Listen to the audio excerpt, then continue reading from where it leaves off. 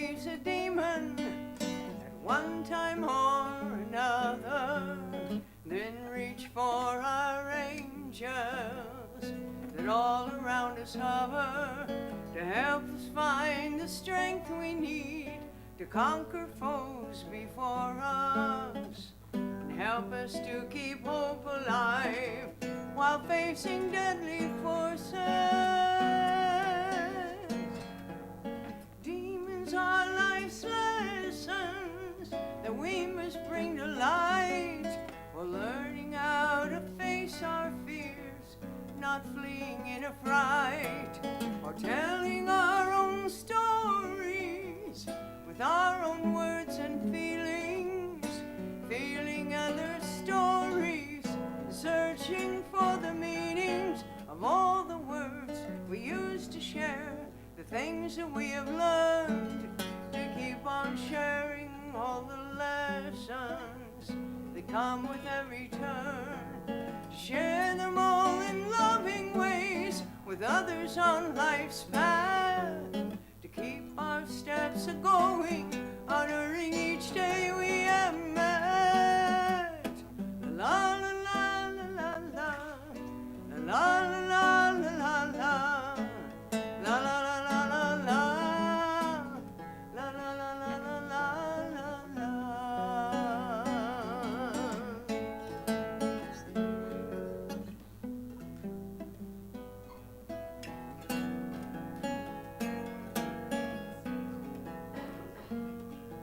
I pray that I may live each day as sacred as each other, and live each moment to its fill, while sure to keep much laughter. So long the days of sorrow, I leave them all behind. Trust that all my morrows will be a better kind. And through the days I'll sing each song that I hear from Great Mother. The gifts that she has given me are treasures like no other. She's given time, she's given space, she's given situations, reasons found for everything in all of her creations. And yet she goes beyond them to mystical majesty, and plants the seed within us, the desire to be free from all the limitations our minds seem to perceive, until her light embraces us and we are really free. To her ever praise be. La la la la la, la la la la la la, la la la la la la, la la la la la la, la la la la la la, la la la la la la, la la la la la, la la la la la.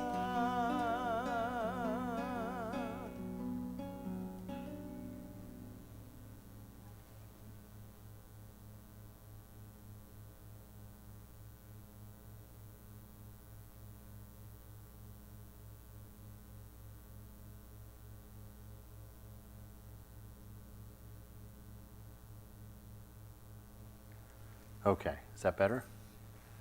Can everybody hear me all right? All right, excellent. Well, it's getting to be quite a lovely thing to stand up here and look out. I used to just see a room full of strangers, and now it's been a year. Can you imagine that? I've been here for a year now, and I see a lot of friends. I see people that, at least names that I know. I see some people that we've struggled together, prayed together, meditated together, ate together. So good morning, everyone, my friends, my compatriots on this journey, assuming we're on a journey. All right, of course I have a Hafiz poem picked out today, although I better check because I was reading. Yes, it's a Hafiz poem. It's called Our Union. He says, our union is like this. You feel so cold, so I reach for a blanket to cover our shivering feet. A hunger comes into your body, so I run to my garden and I start digging potatoes. You asked for a few words of comfort and guidance, and I quickly kneel by your side, offering you a whole book as a gift. You ache with loneliness one night so much that you weep, and I say, here is a rope, tie it around me. Hafiz will be your companion for life. I love how all of that happened with a we in there, because the enlightened soul, it's one of the things we'll read this morning actually, as we talk about the insanity of life, the insanity of this world, that the enlightened soul doesn't see suffering. He is suffering. When he looks and sees someone homeless, he doesn't say, there's someone homeless. He himself is homeless. He knows that oneness, and that oneness always leads to such a pure love. And so this is what we are to each other here in an ideal.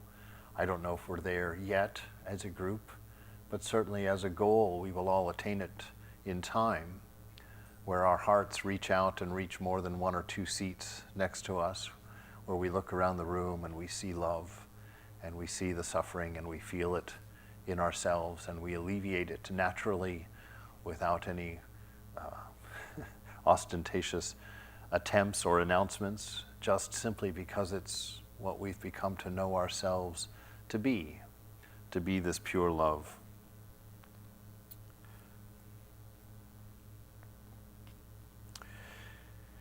In a lecture written quite a few years ago, probably 100 years ago, Vivekananda writes a lecture called My Master, and he says, the whole of this universe is mad. Some are for wealth, some for pleasure, some for fame, some out for 100 other things.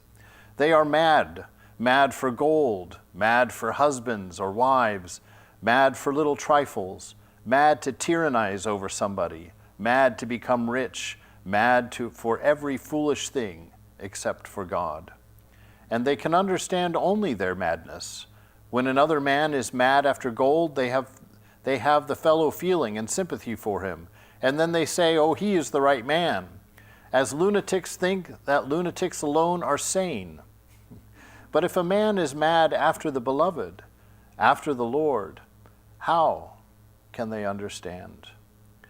This notion that all of us are off-center a bit, sometimes a lot, right? It's one of those big mysteries in this world, that I was thinking, I think I might even have said it last time I was up here, that it was an odd thing to me as I look back on life, that our first questions when we were children are, what do you want to be when you grow up? What are you going to do? And we're fed that line for quite a few years. Usually firemen and policemen are at the head of the line as far as possibilities. But I was thinking about that and I thought, wow, it took me 61 years to come to a little bit of a knowing of what I am. And I think instead of asking me what I was going to be at 5 or 6, it would have been really helpful if somebody had told me what I was at 5 or 6. And not just immediately putting my mind on something that I would have to change into or become. If I had been taught that I was of the nature of pure love, and that's why I was confused when bullies would pick on me. If I was told that I was of the nature of wisdom, then I would understand why I was confused when I acted incorrectly or unwisely. And I would have been more akin to listening to my inner self and to my inner world, knowing that the guide for my life was that love that's within me, was that wisdom that was within me. But all of us have grown up trying to think about what we're going to become, what we're going to get, what we're going to have, what we're going to be. And it has caused a great deal of insanity. I look at those old pictures of, those early pioneers coming out and standing on top of a 2,000-year-old redwood with this giant saw, like they hold up a big fish. And now that most of those trees are gone, you can only go see a handful of them that are, people are even still having to protect. You're still finding people that want to cut the last ones down. This is an insanity. Our need to, well, I can go through to all the issues. I don't have to. I just say the words, a few lead you in that direction, and you can run with it. The insanity is easy to see these days. It's dancing out in front of us all the time. And so I come up here and I want to propose what sanity is. I don't know that there's such a possibility, because the definition of sanity is the ability to think and behave in a normal and rational manner. What kind of definition is that, right? Rational, what is rational? Reasoning conducted or assessed according to strict principles of validity, right? And then this whole notion of just the majority. So it is quite possible for the majority of people to go insane, to go crazy. You see these things happening, in history, and I think we're watching some of that happen now, where the majority sometimes is you're looking and scratching your head trying to figure out where you fell off the cart. It's like, how did I end up over here? So different. So it's this problem that we have of just kind of following along as a group. It always entertained me as a kid, because it seemed in our country that we really gave a great deal of value to being an individual, to being unique, right? And yet if you didn't wear the same sneakers everybody else was wearing, poof, forget that. I remember 8th grade. I was my first year back, not back, but my first year coming to the United States from Germany. And so I had looked at the wrong catalog to shop from for that semester. And I went out and got myself a pair of penny loafers and some khakis and a plaid shirt, because I thought, that's cool, right? And I remember going to class that first day and sitting there in my little outfit, feeling pretty good about myself, actually, until Tanya, who was sitting behind me, who was one of those women that men come to fear, because I just remember her looking over my shoulder and saying, "Hey," and I knew I was in trouble just by the way she said it. She said, "Hey." I was like, "Hi." She said, "Those your daddy's shoes?" Are those your daddy's shoes? And so this notion of forging your own way, being a penny loafer wearer in 8th grade, it's a fight, it's a struggle, it's a real push in life. It's compounded by the fact that if you want to be alternative, well, you've got instructions for that too. If you want to be really radical out there, well, then you have to cut your hair into a mohawk. It's really edgy if you make it purple, right? And then you have to get a leather jacket, and you have to put spikes on the shoulders, and you have to tattoo a few letters on your knuckles that say something inappropriate, at least on one hand, right? And go forward. So there's rules for how to be alternative, rules for how to be anti-social, a method that you can go buy at your local store. It's just a matter of finding the right one in the mall to be who you want to be what you think you are, right? And so Ramakrishna says here, he says, do you not see how many foolish things they are inventing every day, just to titillate the nerves for a moment? And that done, how there comes a reaction. The majority of people are just like a flock of sheep.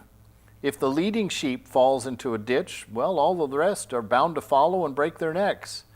In the same way, what one leading member of a society does, all the others do, without thinking what they're doing.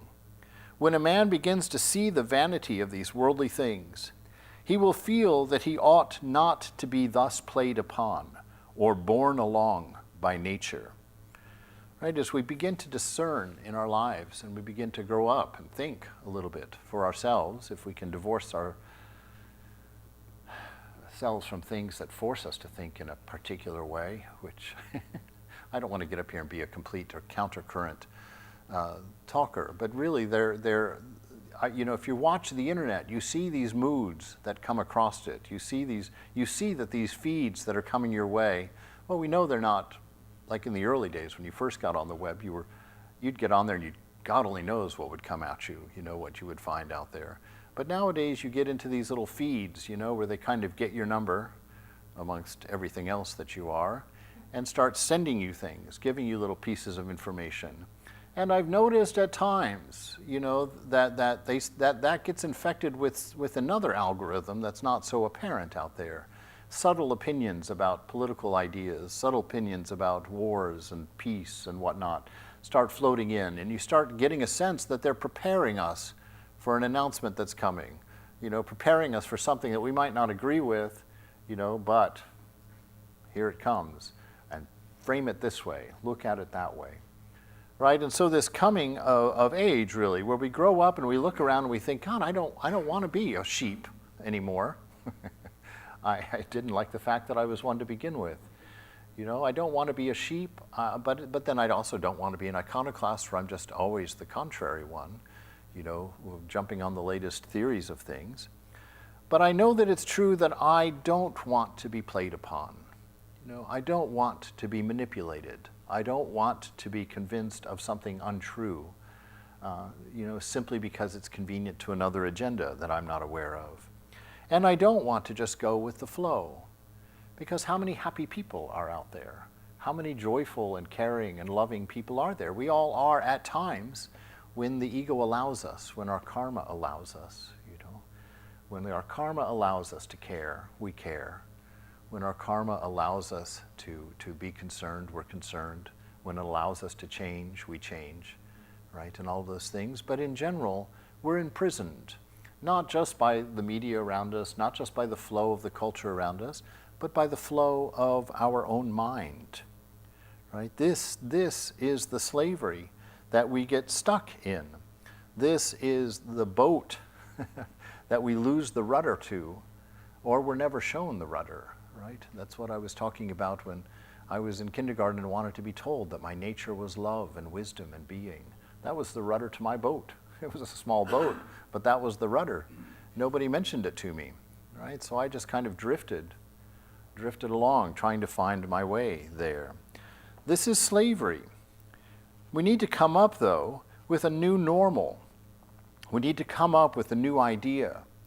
We want to build it on something that doesn't change. We don't want to be that foolish guy in the New Testament that builds on sand, right? Builds his house on sand, and then the first winds come along, a little storm blows down, and they're completely devastated, completely undone, right? And he has to start over again. Versus the smart guy that built on a rock, and the winds came, and the rains poured down, and his house stood firm, right? To do that, to be that man who builds on the rock, that rock is your nature, that rock of love and wisdom and presence, right? And if you take that rock, that rudder, and you let that guide your life, is this loving? Is this unselfish? Is this true? If we had taken that rudder, how much quicker we could have sailed, and how much faster we would have found the delight of life, the beauty of life. The sooner we would have come to know that all we see is beautiful not in and of itself, because nothing is anything in and of itself. It's all changing and morphing all the time. These leaves turn colors, fall down to the ground, rot, become another plant that I have to weed and pull up, or someone has to weed eat, right? Or the flowers that are here on the stage, on the platform. You look at the beauty of those, you think, what were they? They haven't always been flowers. They're going to be flowers for a very short time, right? And so we don't want to build our life on a love for things, because things are in a constant state of flux. They don't last. Everything has to be replaced. So if we build our joy, build our foundation on things that are just going to change their nature constantly, then we're going to have to be constantly at work rebuilding a dream that we'd already paid for once, right? Only to pay for it again. And this time it was more expensive than the last time. Right? So it's interesting. How do we find these rocks? How do we find these things that we can build on? And Sri Nisargadatta, one of the sages, actually one of my favorite sages from Bombay, India, he was a cigarette maker, which is why he's my favorite. I just like that direct contradiction to my old value systems, that a sage was a cigarette maker. And he was asked, what is a fact? What is a fact? And he says, what is perceived in pure awareness, unaffected by desire. That's what a fact is. So something that doesn't need anything else to support it. Something that is perceived in pure awareness, which means you just open your eyes and you see it as it is, not as your mind or analysis tells you, but as it is. It presents itself to you, unaffected by your desire, which means no agenda, no slant to it. You just look at it with a quiet mind and see it as it is. And that's the state of the enlightened being, right? So we want to, one, be able to perceive things as they are. We want to silence our mind so that things can present themselves to us as they are, right? So that then we can see that everything changes. We can see that this world is a constant flow of unrepeating change. And that will invoke our wisdom about the choices that we're making in the light of that. We have to free ourselves. This bondage is of the mind, and freedom is also of the mind, Ramakrishna says. But he gives us a beautiful statement here in the writings of Vivekananda. He says, a man is free if he constantly thinks these three things, all right? You are free if you constantly think, I am a free soul. How can I be bound, whether I live in the world or in the forest, right? So to constantly remember your freedom. Freedom from what? Well, freedom from your past. I talk about that quite a bit because most of us are dragging one around, right? Thinking that we've got answers there. But the answers are only in the real thing. What is the real thing? That which is in the field of your awareness at this moment. This is what's real, right? The moment is the only thing that exists. It's the only thing that you can change. It's the only thing that you can effect your karma in. Right? If you go back to a date in your past and find something that you did wrong or something that happened that affected you in a particular way, that's great. You can see that, but you can't change that. You felt that way, you experienced it that way, it happened to you in that way, and there it is. And the water of the rest of your life had to flow around that to be where you are. So in the moment, what do? It's nice to know where it came from. It's nice to know what happened, but you've only got here and now to work with. What do? You just simply recognize that that happened, and you move on, right? You become present. You let that be what it was. Understand it has no existence now, and the only reason that it's relative to you now is because you're thinking about it and have brought it into the present, and now it's affecting you again, because you brought it into the present, right? So if we spend time in our minds in the past, we run up with regret, sorrows, resentments, things that can't be changed. And we're stuck feeling their effects, thinking, oh my God, how do I get out of this? I'm a mean person because I was raised like a mean person, right? I'm that way because my dad was that way, because my mom was that way, because I grew up in this state or in that town. We have all these reasons because we always take these things that we've attached to from our past, these things that we hold on to, and it colors our vision of the present. So we can't see facts because we're skewed with memories and ideas of the past, our karmas, as it were. Right? So you have to say constantly, I'm a free soul. Good thing to say in the morning to wake up. I'm a free soul, because most of us wake up in bondage, right? Oh God, I have to go to work. Right? Oh geez, do I have to get that done today too? Oh my Lord, that deadline, are you all ready? Good Lord. Right? Those are our first things when we wake up. But wake up and remind yourself, you can walk out the front door and walk all the way to San Francisco today if you want to. Right? Your office is a choice. Your career is a choice. Your family is a choice. Your friends are a choice. And the way that you treat them and the way that you engage with all of them. If you engage with them remembering that you made a choice, remembering I did this on purpose, right? I married this person on purpose, right? And if you wake up remembering I'm free in that. I made a commitment, but I'm free in that commitment. I chose to do this. And if these things reach a certain point, those choices can change. What else can change are maybe the ways that you're acting and being that are making that insufferable the way that it is. Right? So wake up and realize every morning, I'm a free soul. How can I be bound? whether I live in the world or if I live in the forest. The second one, I am a child of the divine, the King of Kings. Who is there that can bind me? Right? To be the child of the King of Kings doesn't mean that you're the King of Kings. It means that you've got the authority behind you of the King of Kings, the divine, your beloved. This universe is rallying for you to find your nature and to be true to it, to find your bliss, to find your joy, to rid yourself of egoism, to stop the limitations of your ideas and beliefs that have pinned you into a mind that keeps getting tighter and smaller with every new rule that it comes up with every new insight that it thinks that it has. Right? To know that you have all of the power in the universe to be what you want to be. You are not stuck in an old story. Your past does not have to keep you broken. It does not have to ruin all of your relationships. Right? Your past is non-existent.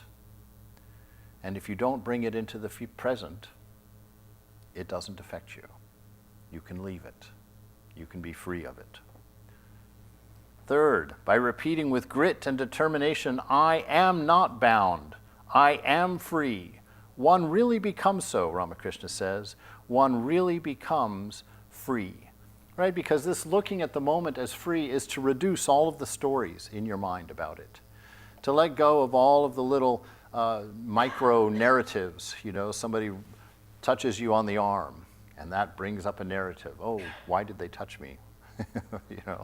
And it goes on and on and on like that. You collect these narratives.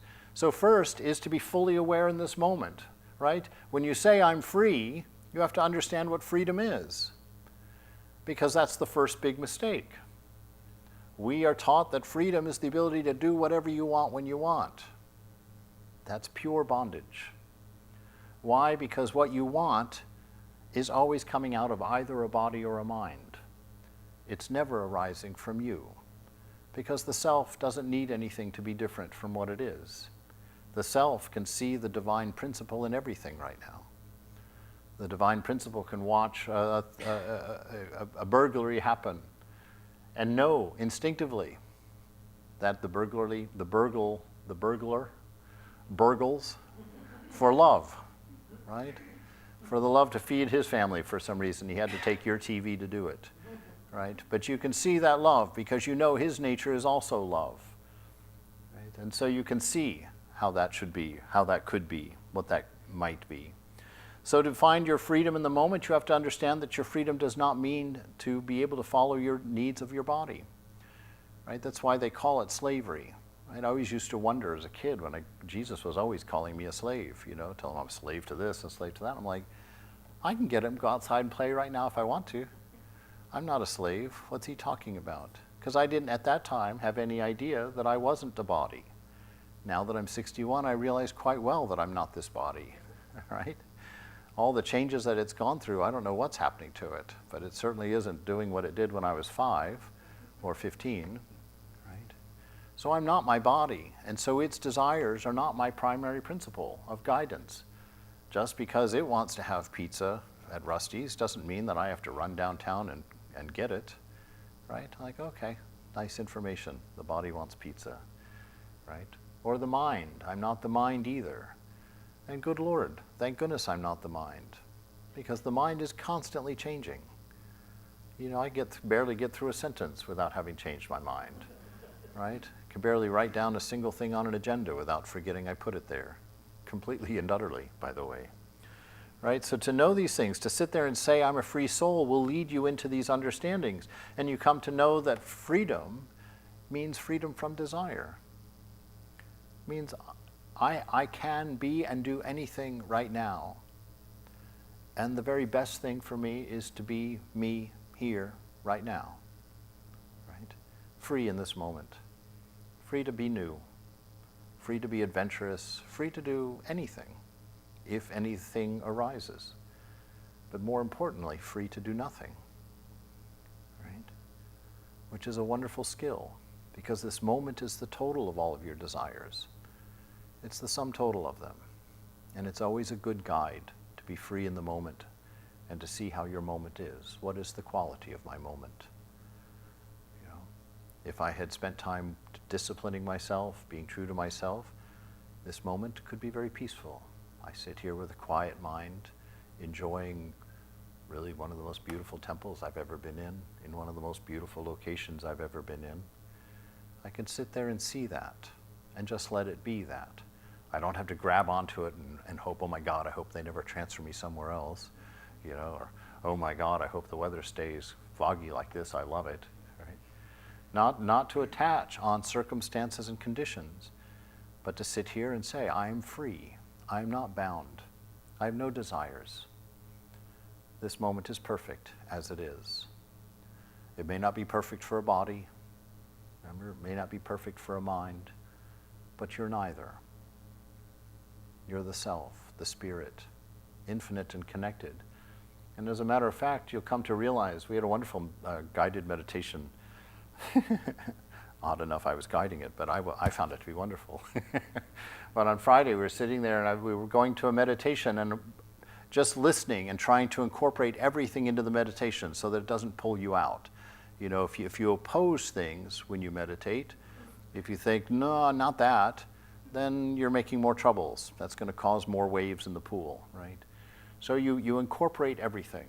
You hear some person screaming next door, and you're like, the voice of the beloved angry with his partner. The car driving by. You just incorporate everything into it. And at one point, as I was doing this, I realized that everything that I consider outside of myself communicates with me in the exact way that my body communicates with me. Through my senses, I feel a pain, I feel a temperature. My body is constantly communicating. And there's no distinction between the way that it's communicating with me and the way that you're communicating with me right now. It's still through those same senses. And Hafiz has a wonderful poem that says, spread yourself out. Understand that this whole universe is your body. And it's all there communicating with you, talking with you. That you are that love that created it. You are that love that sustains it. You are that love that will destroy it. Everything going through that cycle. And so it's to be this free soul and to stand there saying, I am not bound, I can't be bound, I have all the power in the universe to change and to become that which is more true to myself, more in line with Satchitananda, with love, wisdom, and presence. And so our questioner to Sri Nisargadatta, he says, well, what about cause and effect? How can I be free if there's this cause and effect? And Maharaj says, each moment contains the whole of the past and creates the whole of the future.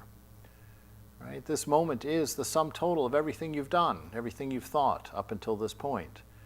And all of the possibilities of your future also come out of this moment. So the moment is a really good place to pay attention. It's a really good place to be because you have infinite possibilities here and you have infinite wisdom from all of the choices and decisions that you've made. And you have an infinite amount of information about how it all turned out, right? And Vivekananda says, be careful about how you analyze it though, because the ego has lots of measurements that are irrelevant, that are insane. He says, there's only two questions you need to ask yourself about the quality of your life to know whether you're fulfilled or not. The first one, am I unselfish? Right? To the degree that you're unselfish, you are spiritual. To the degree that you are unselfish, you are content in life. To the degree that you're unselfish, you have good friends, good marriages, good kids. Right? And then the second question is the proactive of that. Am I loving? Right? Not just am I not selfish, but am I proactive? Am I loving? Am I always looking around me for how people are? What they are. There was a guy in my office when I used to work in a cubicle farm in an accounting office some 30, 40 years ago. But, who would go through and like the first 3 hours of his day, every day, you just go around from one cubicle to the next, just checking up on everyone, right? Just seeing how they were doing. I always remembered birthdays, always remembered that somebody's kid was sick, always remembered that somebody's grandmother was in the hospital, and always would stop in and question. And I thought, God, does this guy not work at all? What's he doing 3 hours a day, just walk around? At the annual, when we were all given our reviews, he came out with his review and he was ecstatic. He was like, I got the best review I've ever gotten. And I read, you let me read it, and in there, the human resources person had said that they were a great value because they created a beautiful cohesion and unity in the office. All right? That they were interested in him not because of just the tasks on his to-do list, but because he as a person brought a cohesion, a unity to the whole office. Because he was being unselfish, because he was being loving. Right? So those are your two questions to test your moment with. Right? It's not difficult, because you'll know your nature. Your nature is to love and be loved. But the be loved happens naturally if you're being true to those two questions. Right? People love an unselfish person. People love a loving person. Right? And so you have the choice to be that in this moment all the time. So each moment contains the whole of the past and creates the whole of the future. The questioner, but they exist, the future and the past, right? Maharaj, in the mind only. Time is in the mind. Space is in the mind. The law of cause and effect is also simply a way of thinking. In reality, all is here and now, and all is one. Multiplicity and diversity are in the mind only. Right? Only when you start collecting attributes. We start out just being human. Right? This is one of my favorite things that came. The name of God in the Old Testament is I am. Right? And oddly enough, anytime we make a statement about ourselves, we say the name of God first. Right? I am hungry. I am lonely. I am afraid. Right? So you're always taking the name of God when you talk about yourself. This isness, that unchanging aspect of what you are inside, that's there for you to find. Right? To know that this is within you, and it's simply a way of thinking, that everything is here and now, anything and everything that can be affected or touched is here and now, and you will never be any other place. And if you don't like here and now, that's very unfortunate, because conditions and circumstances can't change that. They can distract you from it for a moment, but your experience of here and now has nothing to do with what's outside you and around you. It has everything to do with where you're standing inside and looking out at it all. If you know the nature of the universe to be your own nature, because it's simply an extension of you, then you can know that the nature of this universe is love. It's the only motivating force in the universe. And so if somebody offends you, you don't have to immediately come up with all the reasons of why they're horrible. As a spiritual person, that indicates an opportunity you have to inquire. How did that get motivated by love? What do they love that caused them to treat me that way? What am I on the other side of what they love? Right? And if you look at it that way, you can come to an understanding a lot easier. Why? Because love is their nature too. But they're loving through an ego. And the ego sometimes refracts what love looks like.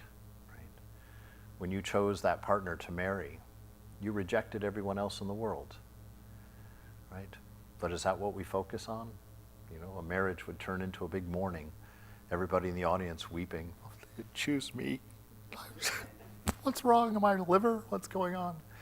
Right? So it's a matter of how you look, how you see things.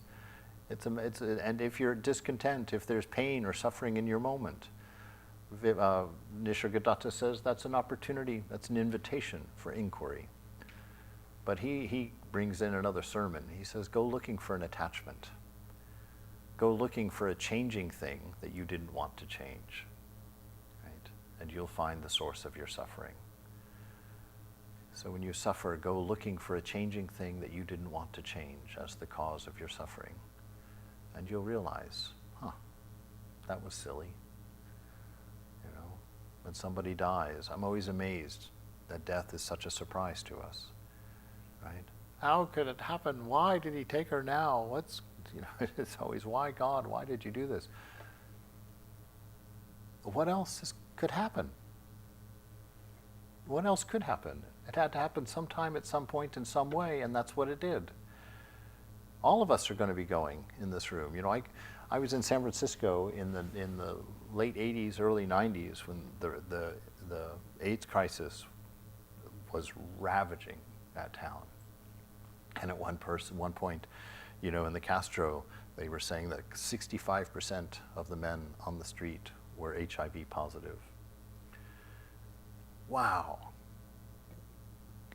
You can't imagine what it was to walk down that street looking around without awareness, thinking, oh my God, in 5 years, 65% of the men I'm looking at right now are going to be dead. Right?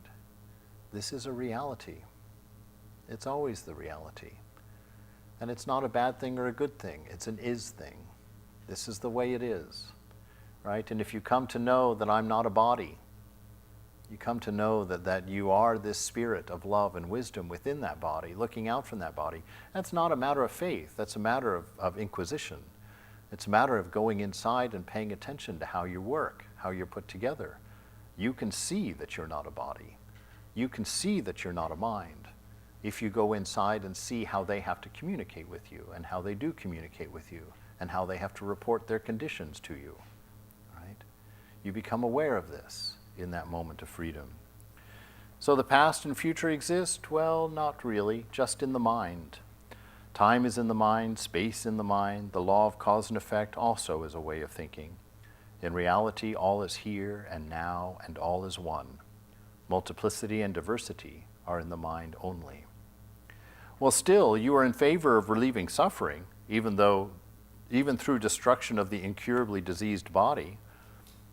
Maharaj, this is a beautiful thing right here. This is something that's really helped me quite a bit. Maharaj answers, again, you look from outside while I look from within. I do not see a sufferer. I am the sufferer.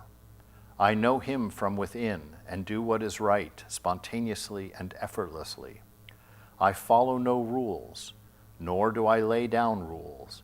I flow with life, faithfully and irresistibly. Right?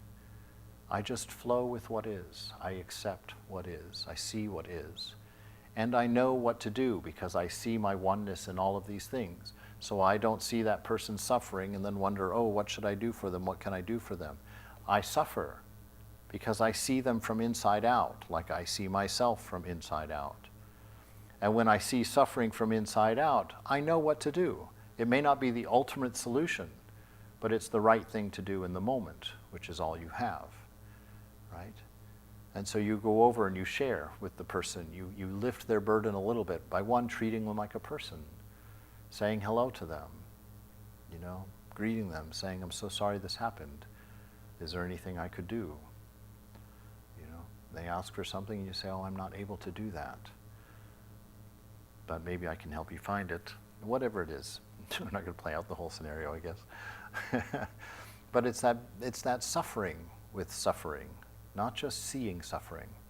You can always know when you're third-partying yourself. You know what that means? When you're stepping outside of yourself and sort of looking at yourself, right? You can always know at that moment your ego is constructing itself, right? When you step outside and look at yourself as a third party, you can know that ego is constructing itself, building itself at that moment. Be present within yourself, be silent in your mind, and the ego is deconstructed, right? Removed. Stay in that space in the moment, and you're free of it. Right? So this is the beautiful thing that really helps in spiritual life, because a lot of us, we think of renunciation, we're like, oh my God, I can't have a beer for the rest of my life. It's like, no, we don't have to get that big that fast. Just don't have a beer right now. And not that having a beer is wrong, I'm just grabbing a thing, right? It's like, just right now, be true to yourself. Let the future take care of itself. Let the past be what it is. But right now, be free. Right now, be loving. Right now, be wise. And just keep it going, one moment at a time. And then you die and realize, oh my God, I never had that beer.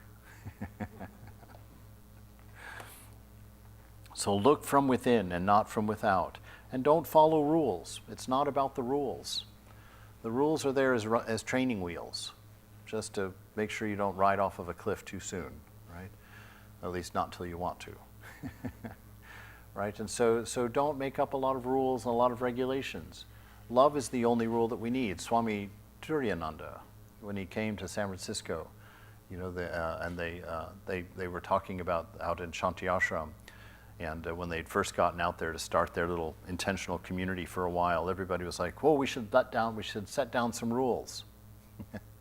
And Chidbrahmananda said, "We don't need any rules. We have one rule here, the rule of love. That's the only rule we need." Right? And really in your life, that's the only rule you've been given. It's the most important one above them all. Love. Right? In Christianity, they break it into two loves. Love the Lord your God with all of your heart, soul, mind, and strength. That's a lot of stuff. Love the Lord with all of it. With your body, with your mind, with your strength, with your heart. Right? And the second one is like it, love your neighbor as you love yourself. Right? In Vedanta, we just have to say it once, because that covers God, your neighbor, and yourself. Because you're all the same. You're all that oneness. Right? So the one rule for your life is love. And what I'm doing right now, is it loving? Right? And remember, this is a loving. We're trying to find factual loving. So it has to be obvious in the general. You know, you can't love this person just because you're about to sign a contract with them. That doesn't count. Right? It has to be something that has no desire attached to it. Desire is what makes us love the wrong things, right? Or love disproportionately, gets us out of whack, gets us whirling and wondering, what in the world's happening with my life? The questioner goes on. He's not quite happy still. He says, "Still, you seem to be a very practical man, in full control of your immediate surroundings." Maharaj, well, what else do you expect me to be, a misfit? The questioner, well, you cannot help another much. Maharaj, well, surely I can help. You too can help. Everybody can help. But the suffering is all the time recreated. Man alone can destroy in himself the roots of pain. Others can only help with the pain, but not to its cause, which is the abysmal stupidity of mankind. Right? These things that we do for no reason, things that are not helpful to us at all, right? That cause us all of these troubles. And so we can help, but we can't take away someone's pain. We can't take away the source of it. They have to deal with that. All of us have to deal with our own pain. We can be there to hold each other. We can sit next to each other through it. We can open our hearts and understand each other's pain, but we can't fix it.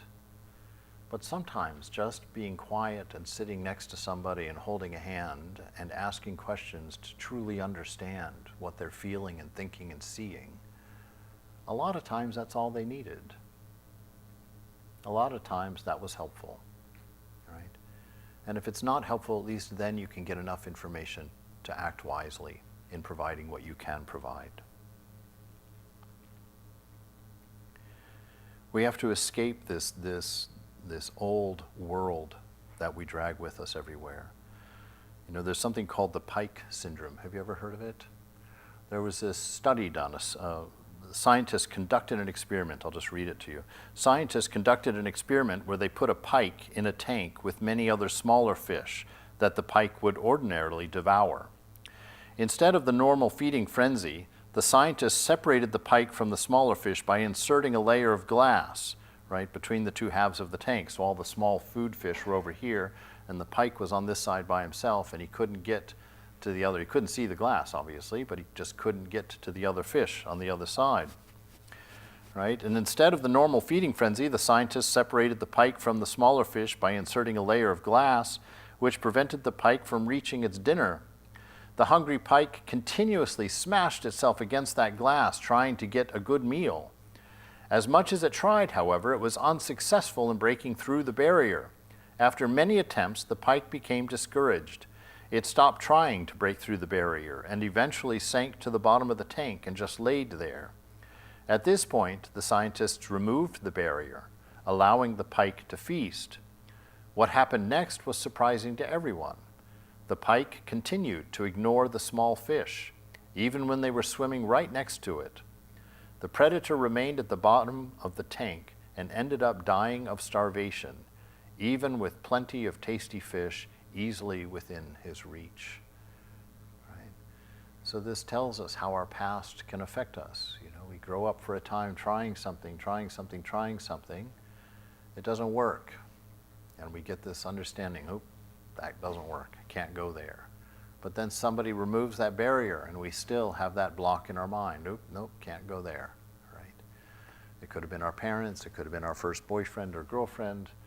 You know, for me, it was leaving my best friend in Germany at the age of 13, locked my heart up for years. You know, my therapist told me. I couldn't love because I had loved and lost, you know, like our lecture that we had 2 weeks ago, this notion, right? But that barrier's gone. Here I am now, right? I don't have to limit myself because of something from an imagined past, right?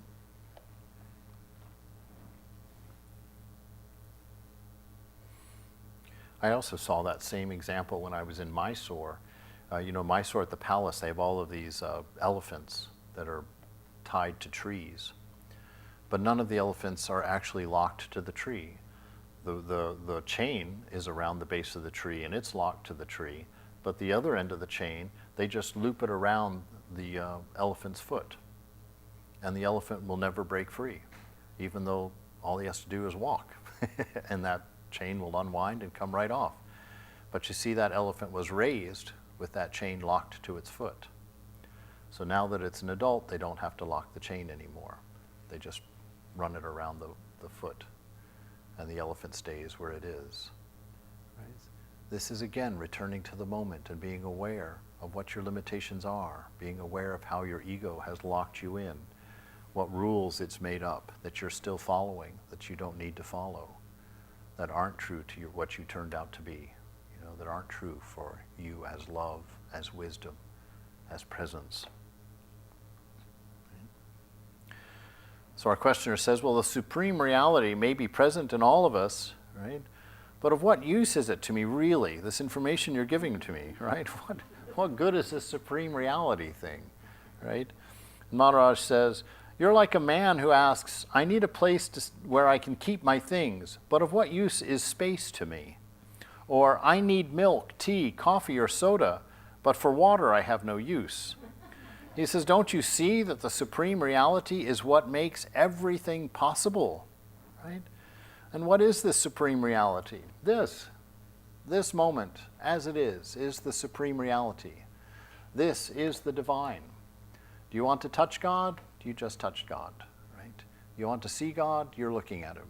Everything, everywhere. You've never seen anything but God, right?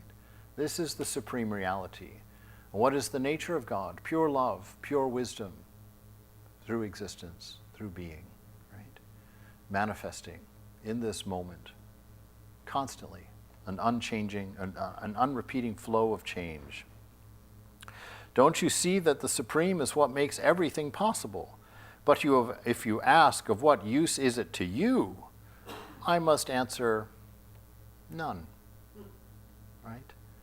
Because the universe isn't about individual perspective.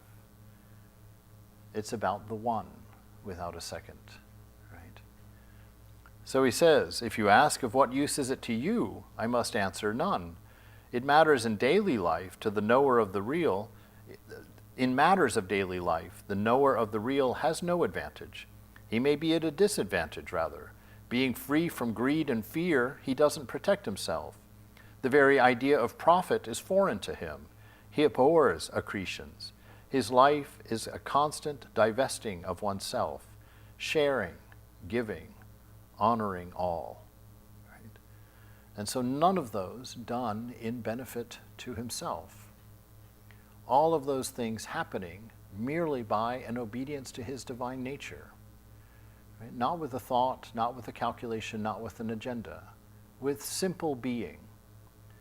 With the knowledge that you are spirit, not a body and mind. Because it's your body that leads you in all of those particular directions that aren't helpful to knowing yourself as a spirit. It's the body that wants to attach to almost everything because it knows it's dying. From the day it's born, it knows that it will die. And so much of our clutching in this world is because of that. Right? To know that you're not a mind. Again, these are things, these are lectures we could go on for weeks at a time. But until we do it every day, until we take this up and begin to be aware of it in our moment. That's why my new watchword inside, my watch phrase, actually I go through them regularly, so this won't last all that long, but my one now is never be more than 2 or 3 thoughts away from silence. Right? Don't let myself get caught in states of mind. Don't let myself get caught in long narratives that cause me to be anxious. Never be more than 2 or 3 thoughts from silence, which means several times not in a day, because that gives the impression of doing it 4 or 5 times a day. I'm talking about doing it 4 or 5 times a minute or in 5 minutes, right? Where you just make it a habit every now and then. Come back to center. Touch the love that's in here. Touch the silence that's native to you, right? If you haven't found that yet, that's the first work. Right? You have to find that there is within you something, call it the cave of the heart if you like St. John of the Cross, or call it the shrine of the heart, in Hinduism. Either way, it's the shrine of this temple, which is your body. This temple is just an external manifestation of this internal reality, right? And you can only appreciate this temple to the extent that you appreciate this one. Because this here is where you create the atmosphere that you feel when you come here.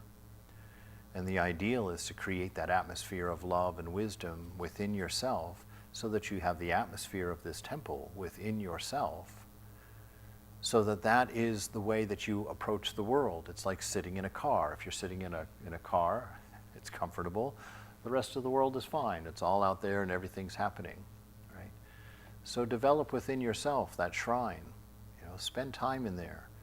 This is where your kindness toward yourself comes from, right?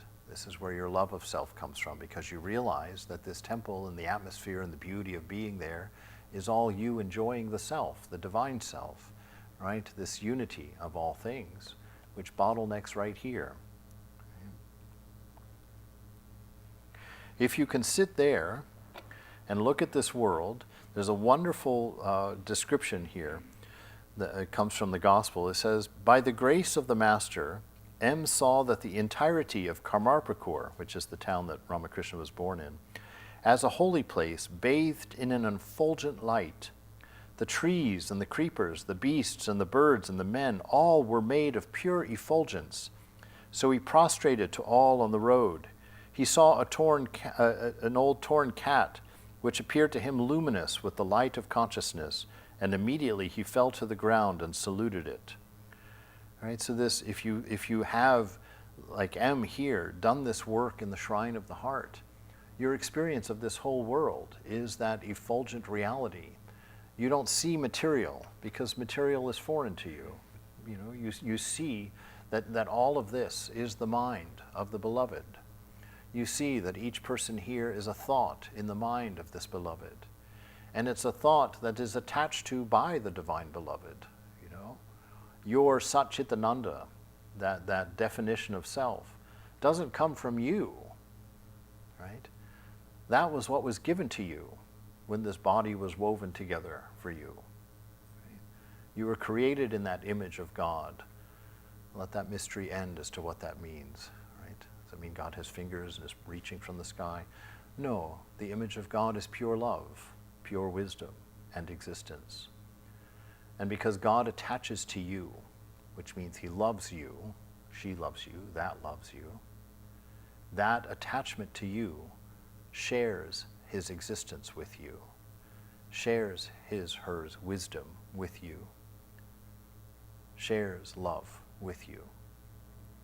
And you can take that love, you can take that wisdom, you can take your existence, and create a life of your choice.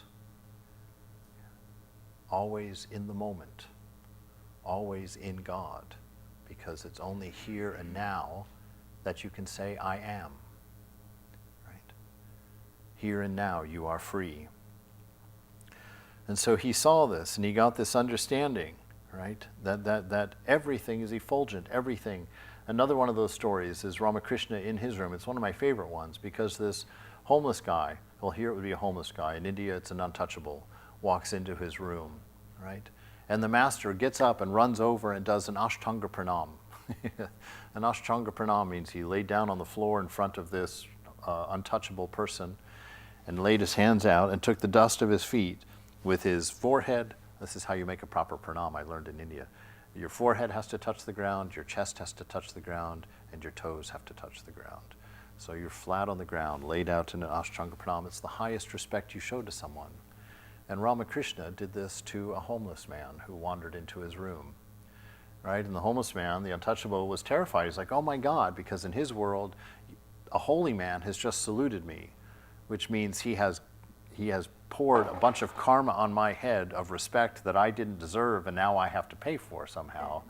And so he was horribly alarmed. He was like, oh my God, what have you done to me that you would bow down like this? And Ramakrishna stands up like a little kid, and he's like, sort of still coming down to that plane of consciousness. And he touches the untouchable, and he says, no, it's not at all like that. Don't worry at all. He says, you see, you walked in the room and I saw only your divine self. I saw only your divine nature. And what could I do but fall down in worship of that beauty in you? He said, it took me quite a few minutes to see you as you see you. Right?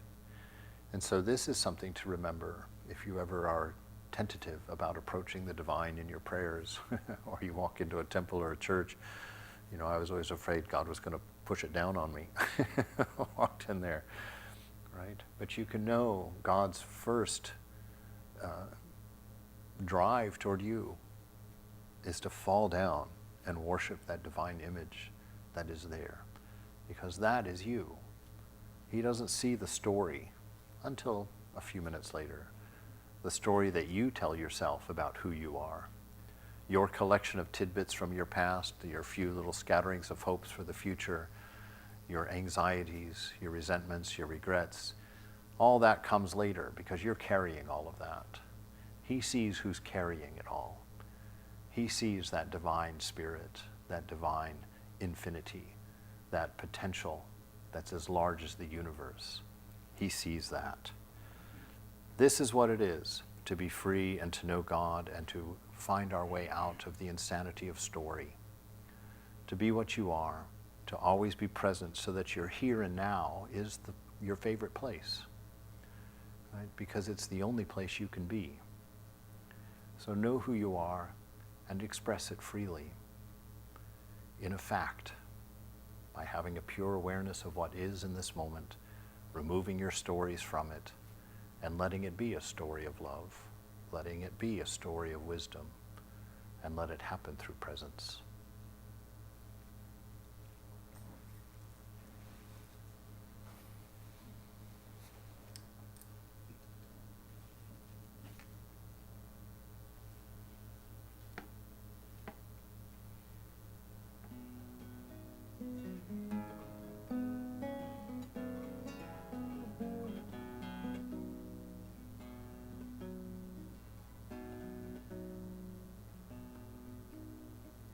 Time it comes and goes, like the rivers always running to the ocean. The future no one knows. What will be is already in motion. Daylight follows night, and after rain there shines sunlight. After storm comes calm, and moonlight shines into the dawn. Today is all we have. Let it fill us up in every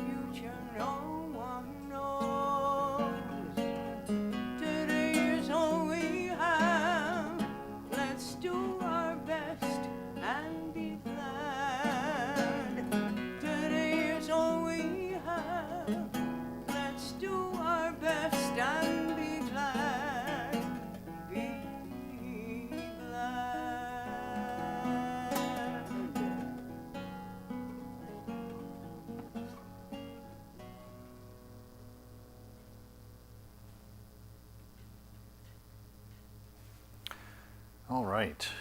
Gosh, another lecture I didn't get to finish. I do have one more poem I'm going to read. It's just a real short one.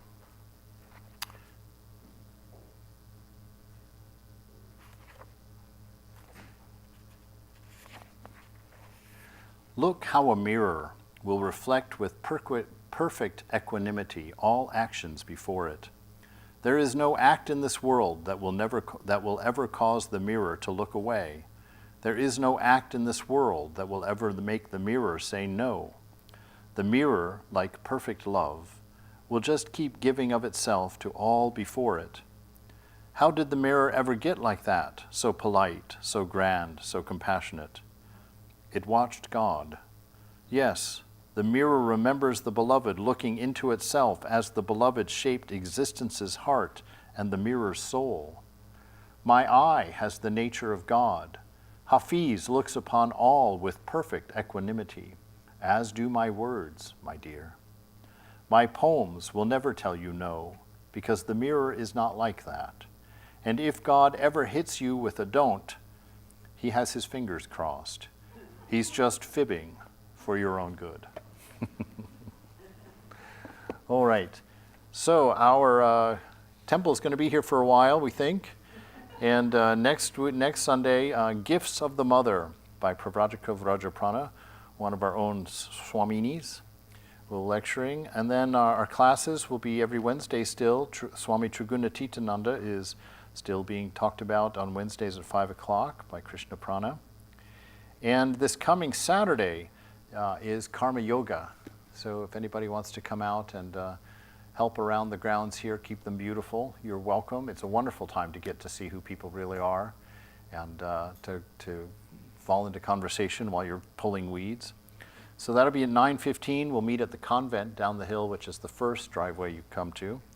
And afterwards, we'll have lunch together and walk away closer friends, hopefully. So please come to that if you're able or willing, inspired. And then the Gospel of Sri Ramakrishna class will be next week as well on Saturday at 5 p.m. here. And although we're almost finished, I think we just turn around and start again probably. But that's the best thing. All right. I'll remind you again, this is your temple. Your devotion builds it and your devotion sustains it. So come. Enjoy it during the week if you can get here.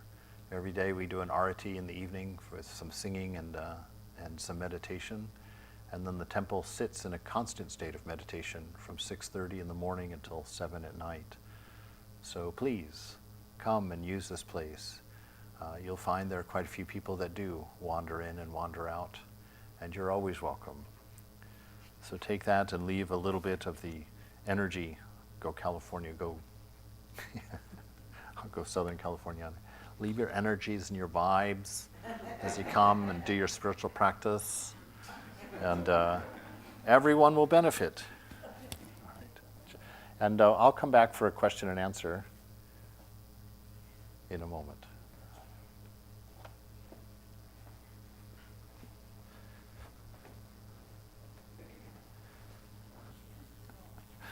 Looking at each other. All right. Oh. Anybody wondering anything? Yes. Do we need the mic? Oh, there it is. This is just for the people online, so they can hear the question as well. Does it work? No. There we go. Hello, Swami. I have a question about the idea of like asking yourself if you're unselfish with a relationship and how much you're loving, but also the idea of setting a boundary with people that you seem to be placed with karmically, like a family where it's very deep. Right. And you want to be unselfish and remember to be as loving as possible. But when you set when you set out to do that, it seems like this person who is obviously the Lord and yourself brings up the challenge and manipulates your definition of like loving Mm-hmm. and unselfish, and almost to the point to where it seems like you have to close that down or tighten up the fence very tight, because it's like a velociraptor. You put your pinky through and you know, it's like you test the water. So I was wondering if there was some guidance on setting up boundaries in a way that you can also be unselfish and loving Yeah. in a spiritual way. Well, setting boundaries are not necessarily selfish in that sense, because not everybody's on the same page.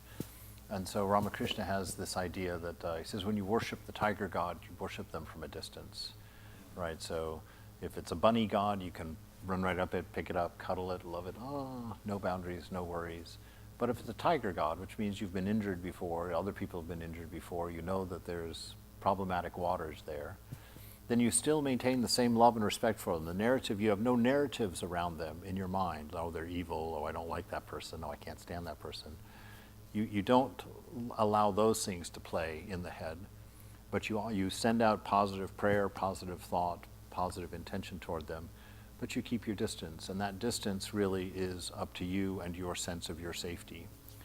And in time, you'll be able to go closer and closer and closer to them, because the boundary is really for your protection, the same way that you put a little fence around a garden. It's not the ideal to have a fence around the garden, but the garden doesn't get trampled if it's got a fence around it. And so it's beautiful. And then if the threat ever goes away, you can pull the fence up and the garden can be itself, And so these folks that are, or that we need boundaries around, that's not the ideal, but it's the working ideal, And ultimately, they're going to grow some, and you're going to grow some, and you can change the distance of that fence as it works, as you've grown strong enough. It's like Ramakrishna says, with a tree, when it's a tiny little sapling, you put a fence around it, and then when it grows up a little bit more, the fence goes away, but you put a strap or two up there to make sure it doesn't blow over. And then when it is established, an elephant can be tied to it, and it's not going to be pulled out. And so that's how we use boundaries, like that. If it's a situation, like I have a special needs brother and a mom that's quite old taking care of him, and it seems like sometimes I don't have the luxury of creating that boundary without giving up completely on, like I've been very enmeshed with them, trying to essentially serve what seems like a karmic duty. And it's the propinquity is very close when it comes to that, because they're both somewhat disabled when it comes to functionality. Right. And I'm maybe the only person in their life that can help them with that kind of thing.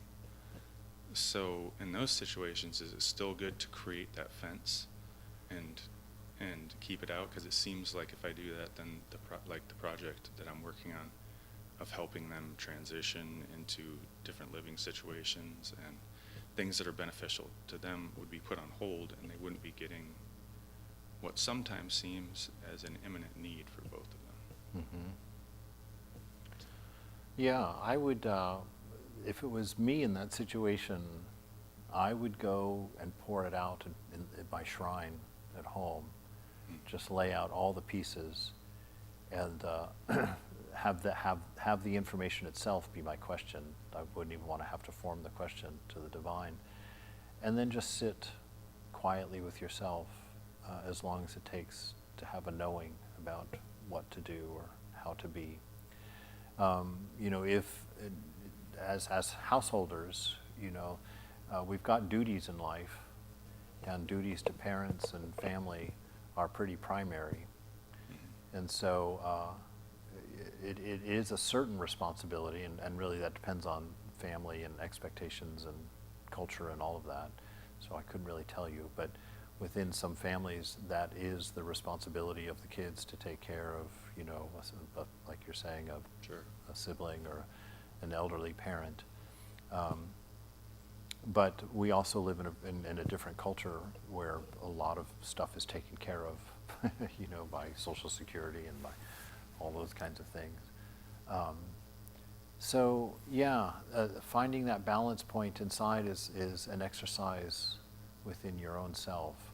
I couldn't really say too much about it other than love as much as possible, care as much as possible, but protect where you're at. You know, get close enough to where you can feel the heat, but not so close that it's, you know, curling the hair on your arms kind of thing. And if you have to run in and pull someone out real quick and then back up again, that's all right too. But just keep your awareness there. If you violate what you're authentically willing to do, it's going to do more harm than good in the long run, because nobody wants service from somebody who's resenting them, you know.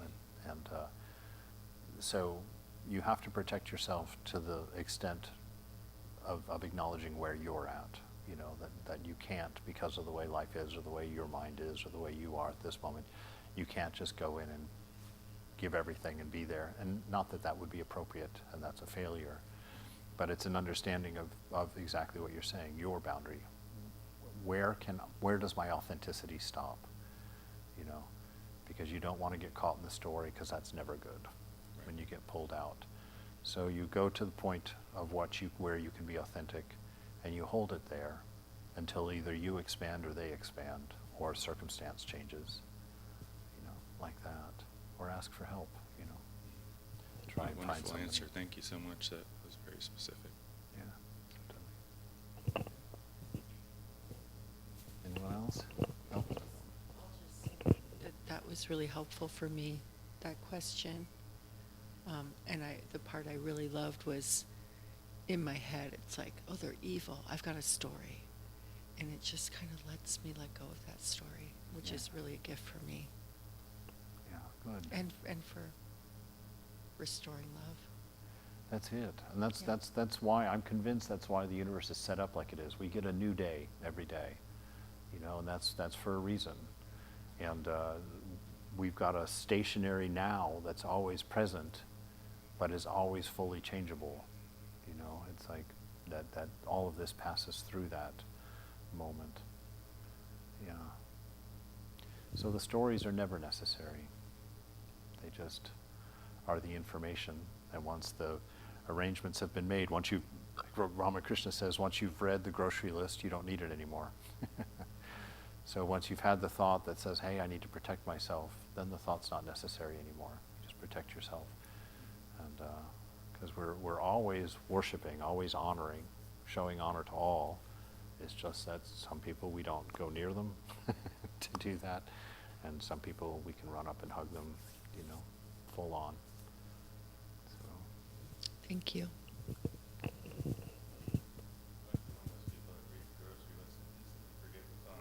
That's somebody, yeah. Unfortunately, I have to raise my hand there too. Yeah. Yeah. Although I did last week go to Trader Joe's and I forgot my list, and I actually there was like 8 items on it. I actually got all 8 items. I didn't know that until I got home and looked at the list, but I was like, yes.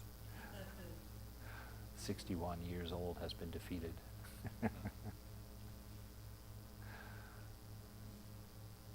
All right. Yes. This is inspired by the previous question, but I wonder, you know, in situations that are complicated in life, we need to get clarity. And that's a process of self-analysis and introspection and looking at facts. And I just wonder, what's the distinction between a story, right, and getting clarity around what a situation is and what the way forward is.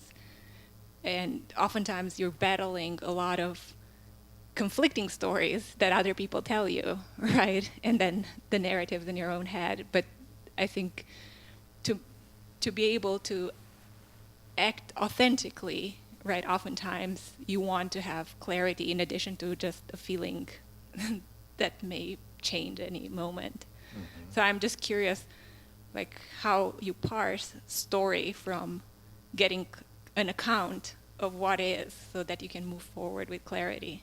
Right. Well, the here and now is clarity, right? So being fully present right now, right here, free of all story is clarity. And the way that we come to the here and now is, one, forgetting our past, right? Which is another way of saying that is putting aside your attachments, right? Understanding that your past, things that arise, those are all attachments, things that you didn't let go of or didn't want to let go of as they flowed through the moment. So you have to identify, what attachments are at work in my confusion? What changing things am I not wanting to let go of in this situation?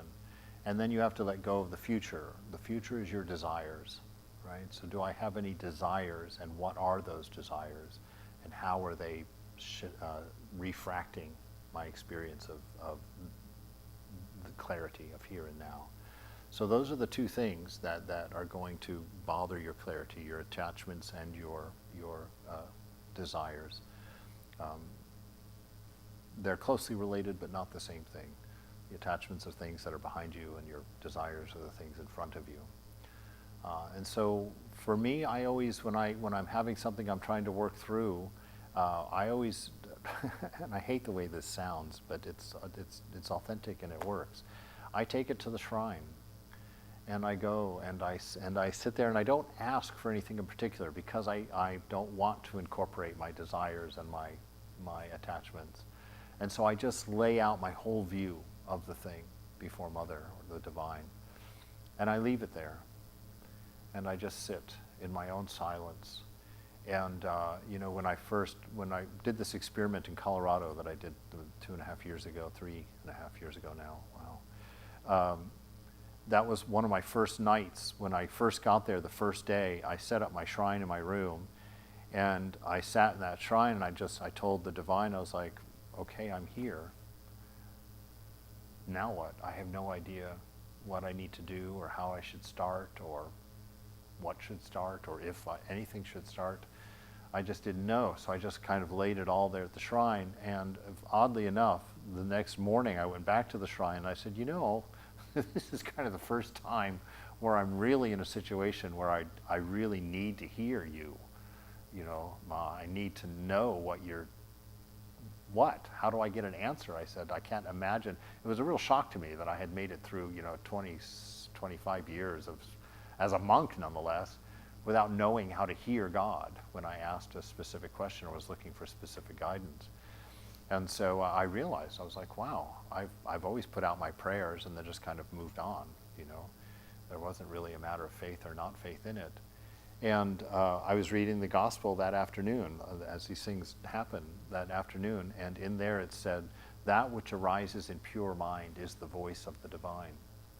And pure mind is a mind with no me or mine in it, and it can be identified by a silent mind, a mind that's just quiet. And so I took that as the method. And so when I would go and I would lay this whole thing out at the shrine, I would go and simply sit and wait for my answer. Just sit there, not thinking about anything, not wondering about it, not running it over my head, just in silence, focusing on presence, focusing on the Divine presence within. And I would say that the way that I resolved my questions is through these knowings that would arise within me, where it wasn't a language, it wasn't an argument, it wasn't the result of a conversation. It was simply this very deep and stable knowing what needed to be done. And then I just did it. And so I don't know if there's special conditions necessary for all of that, but that's how I did it and ran for those 2.5 years in Colorado. For those of you who don't know, I took a leave of absence from the order because I had this idea of a new type of Vedanta center that didn't present itself as any particular religion, a place where Christians could be better Christians and Hindus better Hindus and Muslims better Muslims. The vision that Rama Vivekananda had when he came to the West, that's what he said, I come for that reason. And so when I got there, I didn't have the support of the monastery anymore, so I had no money. I had $79 in my account. And that was it. And so I just went there cold turkey to do this experiment with no guidance and no funding. And just simply by doing it the way I just described, I survived for 2.5 years. You know, buying plane tickets to do retreats, paying my rent every month, my health insurance, my food, everything. I mean, I'm sure that I spent more than $100,000, and where that $100,000 came from, I honestly, I'm not miracle mongering, I'm just saying, I couldn't tell you. It just, checks would show up from people who come to the online classes, from whatever. But in the 2.5 years, I never asked, even at the shrine, anything. I would just simply lay it out there and say, and you know, I would manipulate Mother a little bit. You know, I'd be like, you know, I've only got $79. I'm not asking for any more, but if there is no more, then that just means I go back to the monastery and this experiment is finished, right? So there was always a surrender to the result of not having that bit, but it was always a sharing of like, obviously my heart is into more. But by not asking, you don't form a desire, you don't form a plan, and plans are born of ego. So I'm always afraid of plans. I think, especially as monks, we get the opportunity to be in the moment. We don't have to do a lot of planning, and that drives everybody who knows me crazy, especially the 4 guys that I left behind in Colorado. Yeah, because they're not on that page with me. And so, does that answer the question at all? Okay, good. And I'll stop rambling.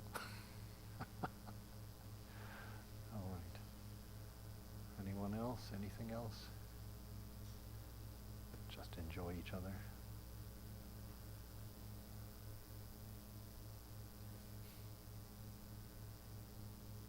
Very nice. All right. Oh, good. Here we go.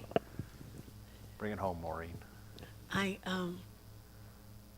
I debate whether it's true to myself to feel the feelings that come from, you know, that keep showing up. And then I come here and I hear you talk, and while you're talking, I'm right there. Right there. The tears are flowing. It's like, yes, yes, yes. And then, you know, I leave and I don't know where it breaks down. I don't know where the cave of the heart turns into me caving, you know. Oh, I'll never get there. I'm always been this way. People never, you know, whatever. Mm-hmm. Blah, blah. So I'd like there to not be lapses. I don't have time for lapses anymore. The lapse time is over. So sometimes in my prayer I'll say, you know how long I have left. I don't know how long I have left. So if you want me to be severe in this, you know, like the head under the water, God, you know, then help me do that. Because I seem to go in and out of comfort zones, and then, you know, I don't know, it's my ego telling me I'm a great devotee, and then the next minute, you know, wanting something from people, or it's mostly people. It's not stuff anymore. I don't care about stuff or going anywhere or accomplishing anything. I just want to be at peace and share that. Mm-hmm. Share resting in God, maybe even without words, with other people. But I keep getting caught by what feels like child's, you know, notions and hurt feelings and all of that. So, I don't know. There's a question in there. I think I had one, but... Yeah. No, I get it. And it's an age-old problem, because the whole of Vedanta is to be what you are. Just be, right? But all of us are so accustomed to being something or being someone. You know, I'm being Swami C right now, so doing things Swami C does and whatnot. And the thing about it, there's several things that came to mind while you were talking. One is always take comfort in the fact that you're already finished. That what? That you're already finished. And Mother, when the divine looks at you, there's no judgment there. There's no, oh God, she's horrible. There's none of that, because when the divine looks at you, he sees you as you are, not as you think you are, right? We see ourselves as we think we are. Why? Because there's nothing else to see about ourselves except what we think about ourselves, because we're infinite and free of attribute, right? We're made of existence, love, and wisdom. What does that look like? It doesn't look like anything. How does it act? Well, now you've got a story going, right? And so the thing is that take refuge in the fact that God's love for you is unconditioned, which is the same thing as saying you already are full and complete and whole. And your knowledge of yourself is what has to catch up. You don't have to fix yourself. You don't have to improve yourself. You have to get your self-image to align with what you are, right? So you have to stop the noise inside. That's a bunch of practice, because at this point it's just a matter of remembering the grocery list, right? It's like, just keep reminding yourself. That's why we said those three things, those three affirmations. As many times a day as you can say, I'm free, I cannot be bound, I'm a child of the divine, I'm an image of God, there is no power that can hold me, right, that can subdue me. And to keep that attitude going forward. And then the rest of it, discern, become aware of what's happening in your mind. Don't just become aware when it gets into a tough place or when the state of mind is already created. Watch everything that happens, so that state of mind or that state of being that you're so accustomed to, that you've identified with and said, I've always been this way, right? That state of mind isn't there naturally, right? It's not a real thing. And there's a process by which it is established or put into you, right? And it's not one that happens over your whole life. It happens each moment. Someone touches you on the shoulder the same way your father would touch you just before he smacked you, And so that happens, and then suddenly that story comes to mind, and then your concern about that story comes in, and then memories of other stories come in, and then pretty soon you're in the state of terror that father's going to kill me when somebody just bumped you in a particular way on the bus. But you wouldn't know that if you weren't watching that.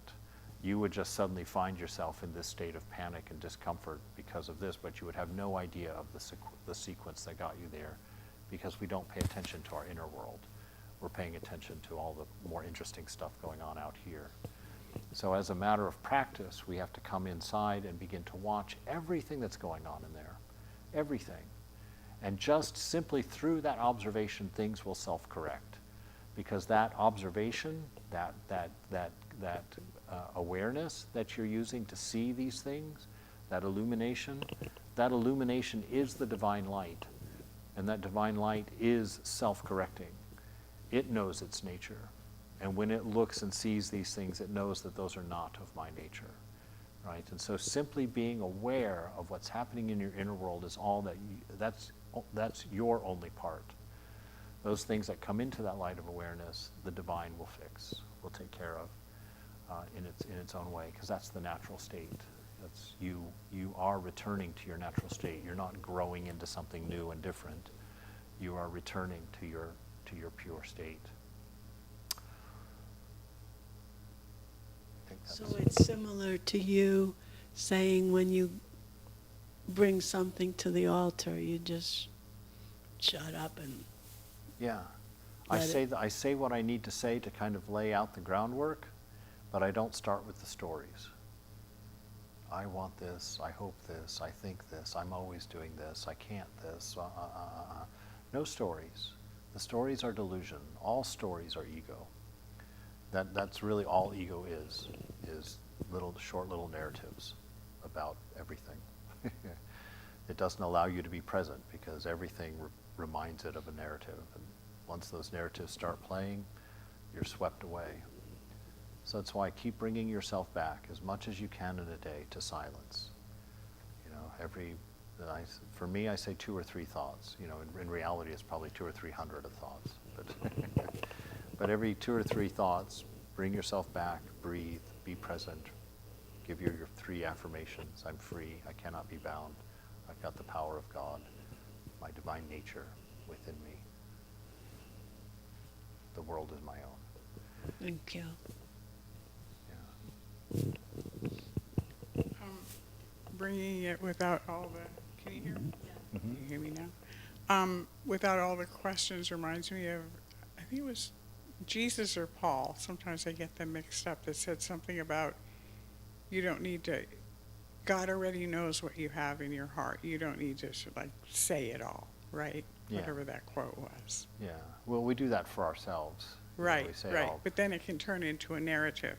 That's right. It does And- turn into a narrative. Yes, it does. And it really, I sit here and when I hear somebody say, you know, don't worry about the past isn't important. You know, for me, of course, that's very important. The past is important because what I resist persists. But it is, a memory came up for me recently and I wasn't trying for it. It just came up and I went, oh. Now, I started to go into a narrative about it and I'm doing some therapy over it, all of that. But what I realized sitting here listening to you talk was all I have to do, and I don't do enough of this, is sit in the quiet at the shrine and take that memory and what it brought with it and just do this. Like, don't have a narrative. Yes. Don't try to get rid of it with my human mind because it came from my human mind. Yes, yes, yes. And simply sit with it. Don't push it away. Yes. I No. like what Christina was saying. We were talking about making space for these things Yes. because they affect me today. I don't want to say the past doesn't matter. I can't do that. I'll be fighting it. But just to go to the shrine, to sit in silence and hold it up. I just had a picture of myself holding it up Yeah. and saying, you know, I don't know. I don't know anything about it. But not ignoring it, but allowing. Yes, that's true. It'd be interesting, like go inside and ask yourself why the past is such a thing to be held on to. It'd be a good thing to kind of find out where that's coming from. Because but what you're saying is exactly right. You know, when that thought, that memory came up, hold it and look at it and say, okay, is there anything in this room that is of this memory? Is anybody in this memory in this room? My fear. Right. My fear is of it. Well, that's the thing, though. You Right see, here, if yeah. if there's nothing of that in the room, there's nothing to be afraid of. This memory does not exist in the moment, right? This memory is an aberration. It just popped up as a samskara, a memory of something you've done before or something that happened before. And at some point, you know, you'll come to the understanding that it's not necessary for you. So you can just look at it and say, huh, and then move on. You know, that's its only role. Huh, then move on. Right? Because it ultimately, you are divine spirit. It's like the things that happened to you in your dream last night. In the dream, they were important. In the dream, they were necessary. In the dream, they seemed like, oh my God, I'm going to die, you know, if this happens. But then you wake up the next morning and you look back, you don't even wonder about it. You don't even think about it. You don't worry about the problems of the dream at all. Why? Because you understand the nature of the dream and you understand the nature of you and you see that the dream really has nothing to do with my waking self, right? And so in our world with the past as well, you can treat it the same way. It's like, that was very important in its time and in its place. It had a very big impact on me, and the waves of that impact remain, but the thing itself is gone. It's gone. I can't recreate it because the people aren't here, the places aren't here, the times aren't here, the circumstances aren't here. And so at that point, it's healthy to let it go, and if you can't let it go, that's a good time for renunciation. You know, once you've looked at it, you've sussed it out, you realize why it's there, but you see that it's not yours necessarily, you know, then you can renounce it. Some of it's held in the body too. Yeah, if it's not been processed, it'll lodge up in the body. Yeah. Well, yeah, get body work will bring it to the front, but then you still have to do the release. Yeah, you still have to do the release.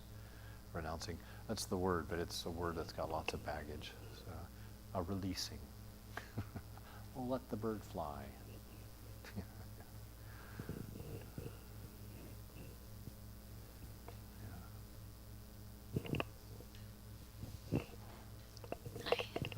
This is a more specific and personal question about right now I'm taking a break from work. I'm a career hospice nurse. Oh, wow. And I Thank get you. in these situations where I'm comfortable observing and I really enjoy the observation of my job. But sometimes I'm so deep in that observation that returning to self in the moment is really hard for me. Yeah. I do have a lot of introspective moments in silence, and that's my nature. But occasionally, what I'm observing I attach something. I can feel it latch onto me without me being able to process why or what it is, and it feels beyond me, beyond like fact or just being in the moment. I can just feel it. And because I'm taking a break right now, I have an opportunity to go back into working with a different practice or something that can keep me standing more even keeled in these situations. I don't usually completely lose myself, but I feel the burnout and I feel the weight of it, and I have small rituals trying to just kind of wash it off and release it and let go. But I was hoping to see if you had any advice for how to create smaller moments for myself so that it doesn't build up over time and so that I can still water myself in order to give back to the community. Yes. I feel like I need to know a lot more. Yeah. Especially about the how these things attach to you or how they arise, something that's beyond yourself. I wasn't quite understanding exactly what that meant. But I think we can go somewhere without my having to fully know. I would say to look at the way your day is constructed at your job, the way that things work, and try and find little things in there that you can spiritualize. Like, for instance, one thing that I did at the office, I did a few things back in the day. These are all juvenile, I understand, but they got me somewhere, I think. One of the first things I did was that when I was going from one appointment to the next, I was a contractor, and I was in San Francisco, so everything's walkable there, and I would just walk from office to office. And I decided that I would do my japam, repeat the name of God to myself while I was walking. And I attached it to my right foot. I would start my mantra every time my right foot hit the ground when I was walking. And I could do that because I did a lot of walking between appointments. And after a while, I found that made it permanent, that even to this day, if I go for a walk after I've taken 20 steps or more, the mantra automatically starts in there. And so there's a nice way the mantra is only there for this exact thing, kind of keeping your mind on the beloved, on the divine, in the heart space. The second thing that I did was in the office itself, I was also frustrated because I wasn't thinking of God enough. And so I did a 2-week thing. I just did it for 2 weeks because I didn't know if I'd be able to maintain it or not, where every hour on the hour, I just said a little two-line affirmation prayer, just something that helped me kind of gather myself. And so every hour on the hour, and in order to make it a recognizable moment, I made the rule that my right knee had to touch the floor for that prayer every time. And so I can remember being in the conference room there in a meeting and having to slide up under the edge of my chair and kind of get that right knee touching the floor, keeping my hands on the desk, touching that floor, and then doing my two-line prayer and then sitting back in the chair again. And it was amazing to me how frequent once an hour is at work. It's like, oh my Lord, that took a lot to maintain that. And after 2 weeks, I was like, "Phew, thank goodness that's finished." But it was really effective in bringing me back to my center every hour on the hour. I just did it from 9 to 5. And then the other thing that I did to try and help with that spiritualization is I put in a second out box on my desk, so that when I finished a task, that out box was my worship, my shrine. That's where I offered what I just did to God. And I would leave it there. When the next thing had to go in there, I would take that out and put it in the actual out box, go your way. But each time I had a special place that I did everything that I was doing during the day, so that I could keep this idea of worship, doing things for their own sake, not for their results, and making sure that the quality of how I'm doing these things was the quality of worship, that I was putting my love and my attention and my effort very focused into this thing, even beyond the necessity of it, because it was an act of worship. And so that helped me to bring myself into presence and to keep myself mindful.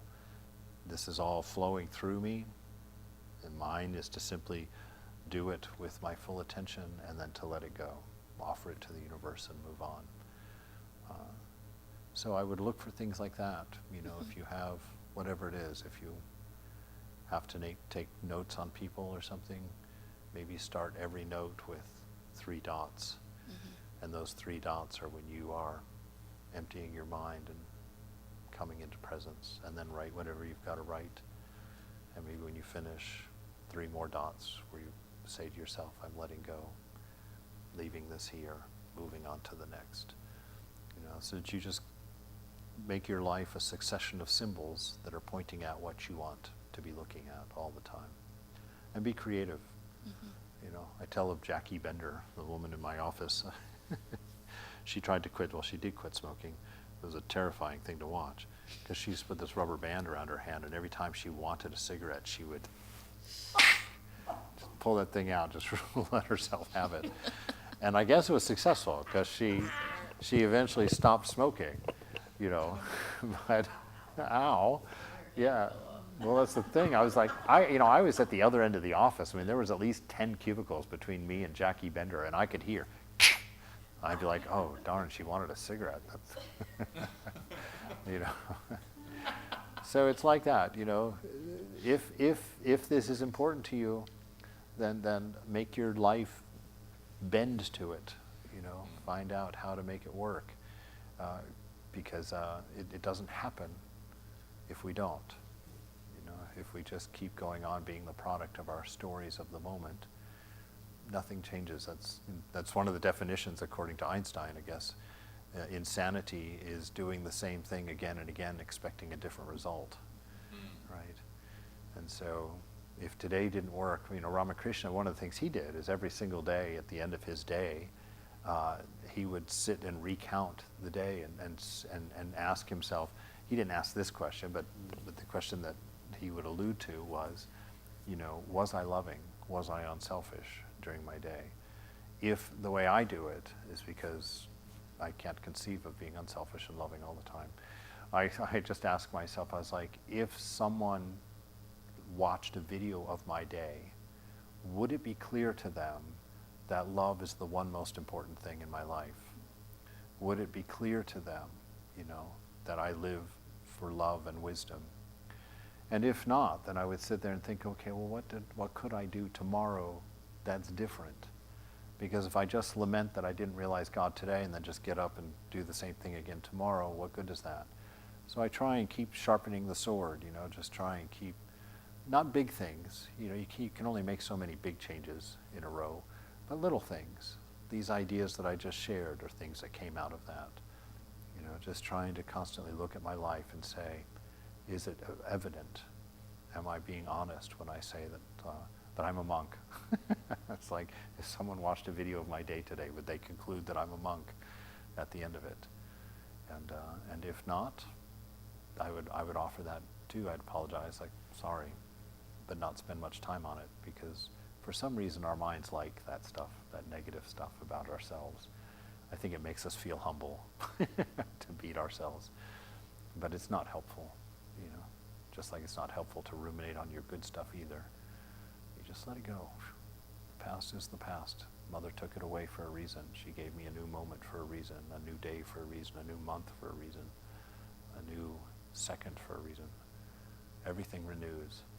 And so accept that gift of being constantly renewed. I forgot to ask the question, so I'm talking to everybody. Thank you. Yes, surely. All right, go forward. Go forward.